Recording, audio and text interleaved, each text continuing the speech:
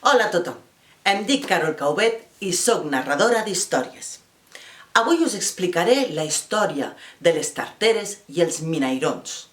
És una història recollida en un blog de l'Escola El Vinyet, en un apartat que es diuen Contes a la voreta del foc. Doncs la història diu el següent. Hi havia dos mossos que treballaven en una casa d'Andorra. La nit de Sant Joan, l'amo els va demanar que fessin una foguera molt gran i que l'havien de mantenir viva durant tota la nit.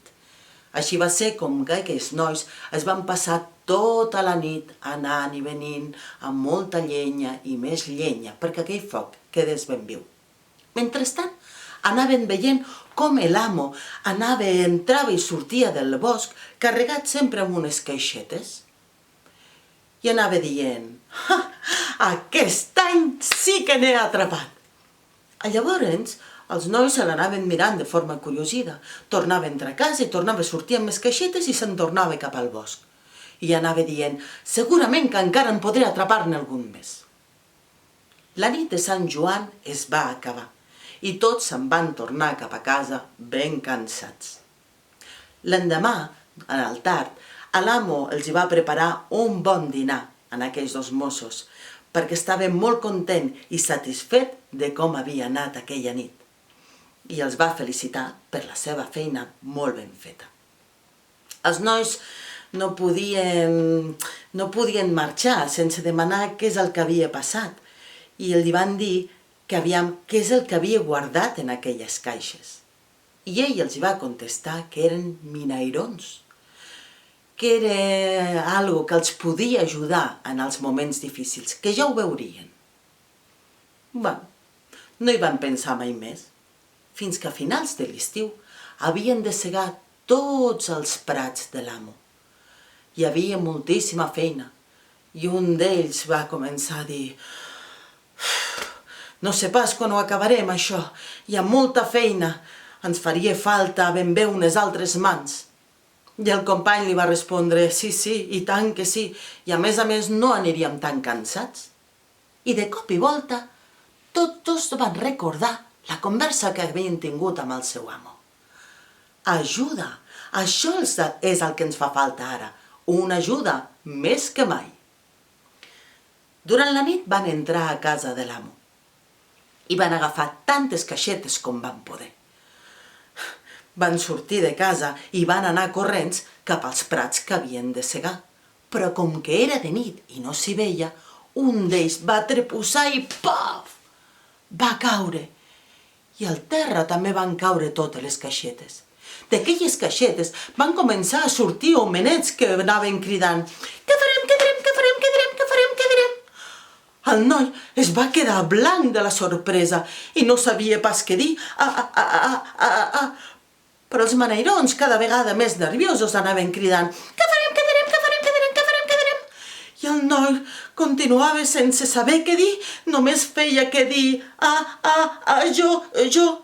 I aleshores va saltar un minairó molt enfadat i va dir «Si tu no ens dones feina, doncs vindràs amb nosaltres i treballaràs per nosaltres». I se'l van endur i se'n van anar bosc endins. L'altre company estava allà terroritzat de veure el que havia passat.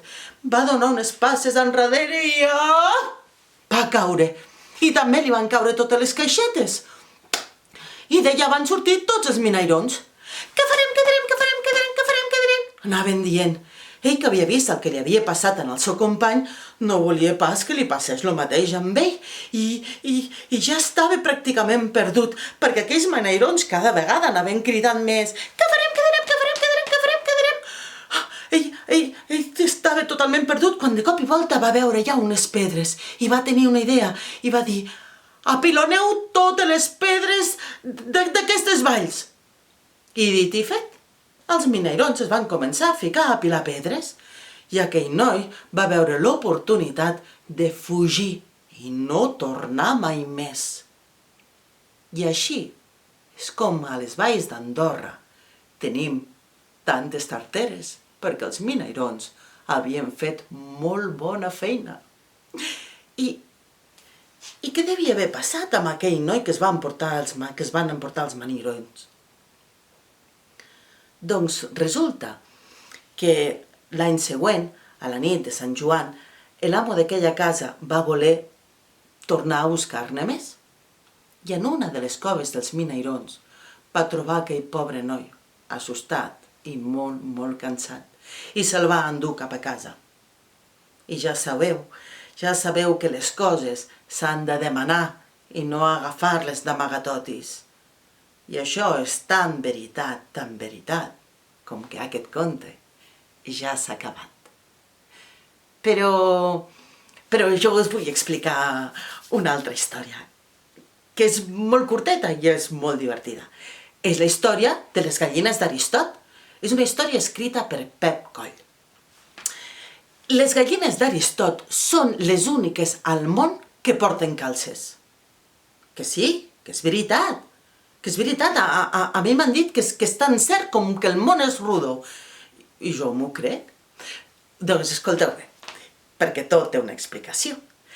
Aristot està situat a dalt d'un turó. I més avall d'aquest poble d'Aristot hi ha un altre poblet que es diu Pont de Bar. Aristot té unes gallines molt formoses, però el problema és que cada vegada que ponien els ous, aquests baixaven muntanya avall, blum, blum, blum, blum, blum, fins a arribar a Pont de Bar. Els de Pont de Bar ja estaven ben preparats per agafar aquells ous i fer-se els seus ous ferrats, les seves trustades i els seus pastissos. Però els d'Aristot, que tenien aquelles gallines tan formoses, no podien menjar mai cap ou. Empipats d'aquesta situació, es van reunir per aviam si trobaven com podien evitar que aquests ous, pum, pum, pum, pum, pum, baixessin muntanya avall fins a Pont de Bar. Tothom estava ja especulant, cadascú donava la seva idea, tot eren discussions, però ningú es fixava amb la Quimeta. La Quimeta era una nena que anava alçant el braç i que anava demanant el seu permís per poder parlar. Fins que al final la mare els hi va demanar a tothom que callessin i que, sisplau, escoltessin què havia de dir la Quimeta. Doncs jo proposo que posem calces a les gallines. Calces a les gallines? On s'has vist això? Van començar a dir els homes, però si això és una bajanada. Però les dones, que són les més sàvies del poble, se'n van anar corrents cap a casa a obrir els armaris i els calaixos per trobar les calces més velles que tinguessin. Feina van tenir a posar-li les calces a les gallines, però ho van aconseguir. I a més, és que estaven precioses. I sobretot, el més important, és que els ous, pum, pum, pum, pum, pum, i ja no van baixar mai més cap a Pont de Bar, perquè els ous es quedaven dintre de les calces de les gallines. I al matí només havien d'anar a veure-les i recollir els seus ous per fer-se ells els seus ous ferrats i les seves trustades i els seus pastissos. També va quedar les calcetes a les gallines, que van decidir un cop a l'any fer un concurs per aviam quina era la gallina que portava les calces més boniques. I a Pont de Bar, sabeu què va passar? Que simplement van haver d'aprendre a criar les seves pròpies gallines. I vet aquí un gos, i vet aquí un gat, que aquest conte ja s'ha acabat. I espero que hagueu disfrutat moltíssim d'aquestes històries.